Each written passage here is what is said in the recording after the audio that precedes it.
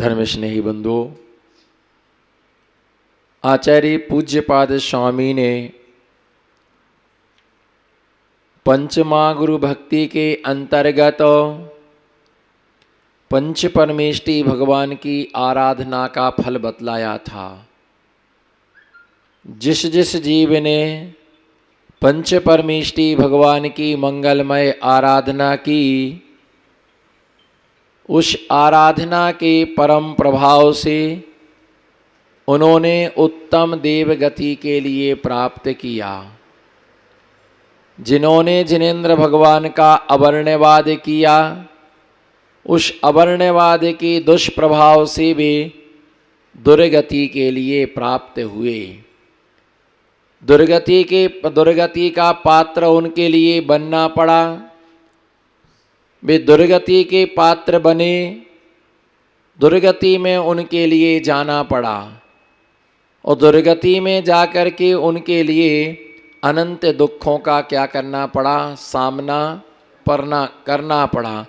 नमोकार महामंत्र के सम्मान से उत्तम देव गति की प्राप्ति हुई, उत्तम शरीर प्राप्त हुआ, निरोग शरीर प्राप्त हुआ, हरा भरा परिवार प्राप्त हुआ।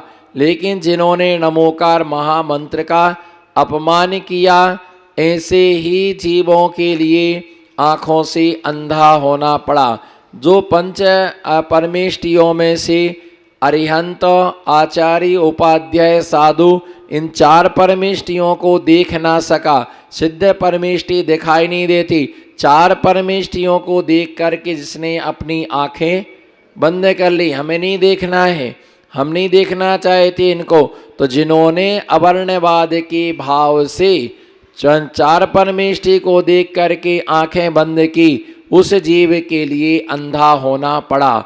जिसने पंच परमेष्टि का नाम सुनने से इनकार किया कि हमको नहीं सुनना पंच परमेष्टियों के नाम, ऐसे जीव को बहरा होना पड़ा। और जो पंच परमेष्टियों के नाम के लिए अपने मुख से जिसने उच्चारण नहीं किया, नमोकार महामंत्र का जिसने जाप नहीं किया, ऐसे व्यक्ति को मर करके गूंगा होना पड़ा। जिनकी बुद्धियाँ खराब है, ऐसे जीवों की बुद्धि खराब होती है कि जिसने पंच परमेष्टि भगवान के मंत्रों का अपने मन से स्मरण नहीं किया, बुद्धि से उसका चिंतन नहीं किया, ऐसा व्यक्ति पागल अवस्था के लिए प्राप्त होता है। जिसने नमोकार मंत्र को विनय नहीं किया, उसे हाथ से क्या रहित होना पड़ा। ये एक एक कर्म का क्या है, फल है। और निश्चित है कि जब कर्म करता है तब उस समय उस जीव के लिए पता नहीं चलता है, लेकिन जिस समय फलोदय काल आता है उस समय पता चलता कि ये हमारा किया हुआ कर्म है। इसलिए नमोकार महामंत्र की आराधना निरंतर करते रहना चाहिए। बैठे बैठे नमोकार महामंत्र की आराधना करते रहो, उसका जाप करते रहो। जाप करने में पाप नहीं लगता, अपितु जो पाप किया था पहले का पाप भी नाश के लिए हो जाता है। जिसने एक बार नमोकार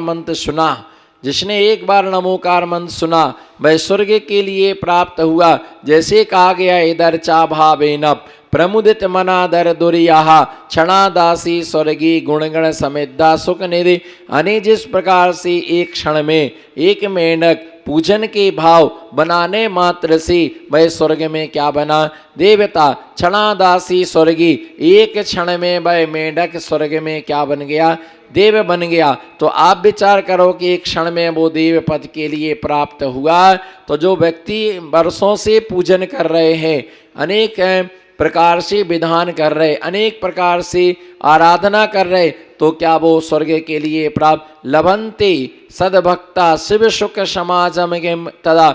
एक बार की पूजा करने से स्वर्ग मिलता है, तो बार बार की पूजा करने से जीव निर्वाण के लिए क्या करता है, अंतिम लक्ष्य के लिए प्राप्त करता। जीव का अंतिम लक्ष्य जो है वह निर्वाण की क्या है, प्राप्ति है। तो निर्वाण के लिए वो जीव क्या कर लेता है, प्राप्त कर लेता है। तो ऐसे उस इसी प्रकार से नमोकार महामंत्र को एक बार जाप करने से जब बकरा अथवा जो अन्य हाथी शेर आदि जीव स्वर्ग के लिए प्राप्त हुए तो क्या बार बार जपने से मनुष्य निर्वाण को प्राप्त नहीं होगा? अवश्य होगा। और इसमें कहा है ऐसा पंच नमस्कार। क्या? ऐसा पंच नमस्कारा सर्वे पाप प्रणाशनः मंगलानम च सर्वेषाम प्रथमम मंगलम भवेत। ये पंचमा गुरु भक्ति का है ना, ये पंचमा गुरु भक्ति में 7 नंबर का छंद दिया। ऐसा पंच नमस्कारा, यह पंच नमस्कार मंत्र कौन सा? यह पंच नमस्कार मंत्र सर्व पाप प्रणाशनो, सभी प्रकार के पापों का नाश करने वाला है। 5 प्रकार के पाप हमारे जैन वाङ्मय में कहे हुए हिंसा, झूठ, चोरी, कुशील और परिग्रह। और ऐसा कोई पाप नहीं है इस संसार में। क्या? ऐसा कोई पाप नहीं है इस संसार में जो इस जीव ने ना किया हो, इस जीव के द्वारा ना किया गया हो। एक एक पाप के लिए अनंतानंत बार किया, हिंसा नहीं की, करके आए, जाकर के करेंगे। अभी भी हिंसा हो रही है। कोई द्रव्य हिंसा से बचता है तो भाव हिंसा में लग जाता है, और भाव हिंसा में लगता है तो वो द्रव्य हिंसा में लग जाता है। 2 प्रकार की हिंसा, बोलो कितने? एक द्रव्य हिंसा और दूसरे का नाम क्या है? भाव हिंसा। कोई द्रव्य हिंसा से बचता है तो किससे नहीं बच पाता है? भाव हिंसा से नहीं बच पाता है। कोई भाव हिंसा से बचा तो द्रव्य हिंसा से नहीं बच पाता है। द्रव्य हिंसा का मतलब होता है प्रमत्त योगात प्राण विपरोपणम हिंसा, प्रमाद के योग से। किससे? प्रमाद के योग से किसी जीव के प्राणों का वियोग करना, इसका नाम है किसके योग से? प्रमाद के योग से। जैसे प्रमाद योग क्या है? चटाई बिछी हुई है, इधर देखो, चटाई बिछी हुई है, आकर के सीधे उस पर, बोलो, उस पर चटाई बिछी है, उस पर सीधे आकर के बैठ गए। जबकि विवेक यह था कि देखना चाहिए अंदर कोई क्या नहीं है, जीव जंतु नहीं है। अब क्या करें, कहाँ कहाँ तक उठाएं, कहाँ कहाँ तक देखें? सब जगह जीव ही जीव घूम रहे हैं। बोलो, सब जगह जीव ही जीव घूम रहे। चींटियाँ देखो, जहाँ देखो वहाँ चींटियाँ हो रही, जहाँ देखो वहाँ मक्खी, जहाँ देखो वहाँ मच्छर, जहाँ देखो तहाँ जीव जंतु उत्पन्न हो रहे। किस किस को बचाएं? बोलो, हाँ जोर से बोलो, किस किस को बचाएं, किस किस की रक्षा करें, किस किस जीव की सुरक्षा करें? बस यही तो बचा हुआ है, महामारी बची हुई है। डॉक्टर यही तो कह रहे हैं किस किस को वैक्सीन दे, किस किस को गोली दे, किस किस को इंजेक्शन दे। भैया ये ध्यान रख करके चलना, तुमने किसी को बचाया होगा तो कोई तुम्हें क्या करेगा? बचाएगा। तुमने किसी को नहीं बचाया होगा तुम्हें कोई बचाने। संसार बड़ा विचित्र है। बोलो, संसार बड़ा विचित्र है। कल कोई मुझे सुना रहा था, मालूम अस्पताल में क्या घटना, जिसको सुनकर के तुम्हारा दिल दहल जाएगा। ऐसी घटना घटी कि कोई व्यक्ति के पिताजी अस्पताल में भर्ती होंगे। अब उनको क्या ऑक्सीजन की आवश्यकता होगी, तो उनको ऑक्सीजन क्या कर दिया? लगा दिया, सब चीज व्यवस्था कर दी। और उसके जो है ना, उसके जो पिताजी थे, वो बच्चा रात को मिलके गया 8 बजे, सब ठीक है, सवेरे आऊँगा। उसने कहा ठीक है, देख के गए। जो वहाँ पर कंपाउंडर था, रात को किसी को ऑक्सीजन की आवश्यकता पड़ी तो उसकी निकाल के उस ले गया सिलेंडर, और दूसरे को उसने बेच दिया। और वो व्यक्ति तड़पता रहा रात को 5 बजे, उसने सवेरे 5 बजे उसने अपनी दम तोड़ दी, है ना। जिसका सिलेंडर निकाला वो चला गया, और जिसको पैसों में बेचा, है ना, वो बच गया। सवेरे बेटा आया, देखा कि अरे हमारे पिताजी तो सही थे, मैं मिल के गया, देखा तो वहाँ सिलेंडर नहीं, देखा तो वहाँ ऑक्सीजन नहीं। पता गया, और उसमें जो वीडियो सी कैमरा था उसमें फुटेज निकला कि यहाँ के काम करने वाले ने पैसे के लोभ में आकर के दूसरे को क्या कर दिया? बेच दिया। तुम्हारी मृत्यु ऐसी ही होना थी, तुम्हारी मृत्यु ऐसी होना थी। वो व्यक्ति निमित्त बन गया, तुमने पिछले जन्मों में किसी भी जीव की रक्षा, चींटियों के ऊपर चलते गए, जीव जंतुओं को मारते गए। जैनागम कह रहा था कि अहिंसा धर्म का पालन करो, अहिंसा धर्म का पालन करो, पर तुम बलवान थे, सक्षम थे, समर्थ थे, और तुमने क्या नहीं दिया, ध्यान नहीं दिया। और आज व्यक्ति उस समय चींटी मरी, किसको दुख, बताओ, चींटी मरी किसको दुख है, उसका दुख तुम्हें पता नहीं चलता है। कोई त्रियंच मरा, उसका दुख किसको है, लेकिन कोई आदमी मरता है तो उसका दुख उसके पूरे परिवार के लिए, उसका दुख उसके लिए होता है, अनेक प्रकार का दुख उसके लिए होता है, अनेक प्रकार का कष्ट उसके लिए होता। तो हिंसा के लिए क्या कहा गया है, हिंसा पाप है। झूठ बोलना भी, बोलो, झूठ बोलना भी पाप है। चोरी भी क्या है, पाप है। कुशील सेवन भी पाप है। परिग्रह का संग्रह करना भी क्या है ना, पाप है। अंजन चोर ने सारी जिंदगी भर क्या किया, क्या किया, अंजन चोर ने सारी जिंदगी भर वो क्या करता रहा, चोरी करता रहा, पैसा इकट्ठा करता रहा, किसी का ताला तोड़ा, किसी का दिल तोड़ा, बोलो, किसी का, जिसका ताला तोड़ोगे उसका दिल तो टूटेगा, जिसका दिल टूटा है उसका ताला तो टूटे ना टूटे, पर दिल टूट गया। जिसका ताला तोड़ा है, जिसका पैसा गया है, उससे आप पूछो तो कि भैया तुम्हारी चोरी हुई है, तुम्हें कैसा लग रहा है, तुम कितने परेशान हो, तुम्हें किस प्रकार का कष्ट है, तुम किस प्रकार से तकलीफ में हो, कैसे पैसा कमाया था। अंजन चोर ने कितने लोगों के दिल तोड़े, कितने लोगों का धन चुराया, कितने लोगों का पैसा चुराया, कितने लोगों को कष्ट दिया, कितने लोगों को परेशान किया। जब अपनी चोरी होती है तब अपन को पता चलता कि चोरी, जब अपनी चोरी होती है तब अपन को 5 रुपए इधर के उधर हो जाए तो हम ऊपर नीचे 3 लोक में अपना ज्ञान लगा लेते, किसने उठाया, किसने उठाया, किसने पूछा, किसने क्या किया, किसने क्या किया, किसने क्या किया।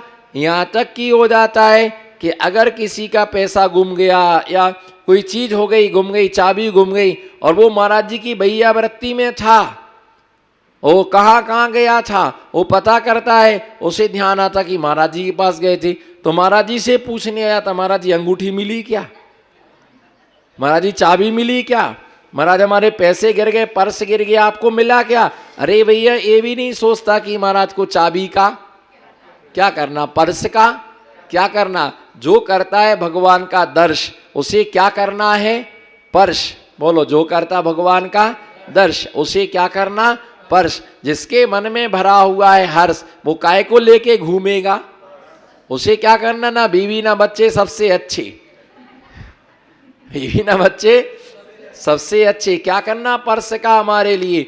नहीं महाराज जी ऐसे ही पूछने आए, कोई गिर गया हो, आपको मार्जन करते हुए मिला हो, कोई झाड़ू लगा रहे थे क्या, तुम तो हमको माली समझ रहे कि जैसे कोई घूम गया तो बोले झाड़ू लगाते समय कुछ मिला हो तो पूछने आते, महाराज जी मिला क्या। अरे भैया अंगूठी का मुझे क्या करना, अंगूठी का मुझे तो अंगूठा चाहिए, अंगूठा या अंगूठी का क्या काम। दान किससे दिया जाता, बोलो बहन जी, अंगूठी से कि अंगूठा से। दान अंगूठे से दिया जाता है, मतलब खाली अंगूठे पर मत लग रहे ना चीकू। लो महाराज जी आपने बोला था आपकी आज्ञा का हम पालन कर रहे। अंगूठे का मतलब 4-5 उंगली से मिलकर के क्या दिया जाता है, 5 उंगली से मिलके, अकेला अंगूठे से नहीं कि आपने कहा था तो सबसे पहले आपको ही देंगे अंगूठा से। महाराज जी अंगूठा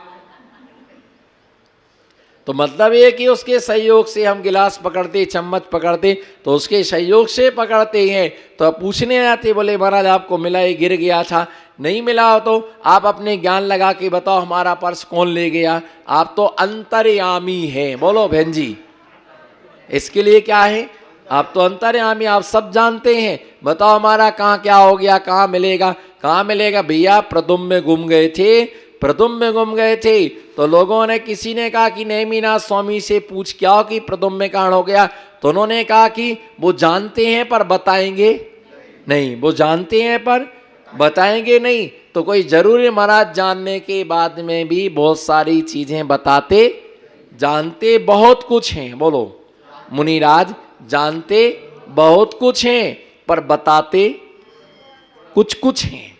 जानते, बोलो बोलो, जानते, मुनि महाराज जानते बहुत कुछ हैं पर बताते कुछ कुछ हैं। सब कुछ बता दें तो मामला गड़बड़ हो जाए, मामला गड़बड़ हो जाए। कोई पूछता है हमारी आयु, अगर तुम्हारी आयु बता दे कि अब तुम्हारी 5 साल की आयु बची है, 2.5 साल में आदमी पूरा हो जाए चिंता में, 2.5 साल में आदमी मर जाए। इसलिए भैया ध्यान रख के चलना कि मुनिनाथ जानते बहुत कुछ हैं पर बताते कुछ कुछ हैं, सबको सब कुछ नहीं बताते हैं। बोलो सबको, सच्चे मुनि सबको सब कुछ नहीं बताते। जो जिसके काम का है उसे उसके काम का बता दिया जाता है कि भैया ये करो। अगर मान लो कोई पूछे महाराज हमारी उम्र कितनी बची, हमारी उम्र कितनी बची, अगर मैं आपको बता दूं तो आप क्या करोगे बताओ? बोलो, यदि मान लो किसी ने पूछी हमारी उम्र कितनी है, और अगर मैंने आपकी उम्र बता दी तो आप क्या करोगे बची हुई उम्र में? नहीं नहीं, हम तो सोच रहे हैं आप यदि बता दें उम्र हमारी इतनी बची तो जो हिसाब किताब पड़ा है वो फटाफट बच्चों के नाम कर दे।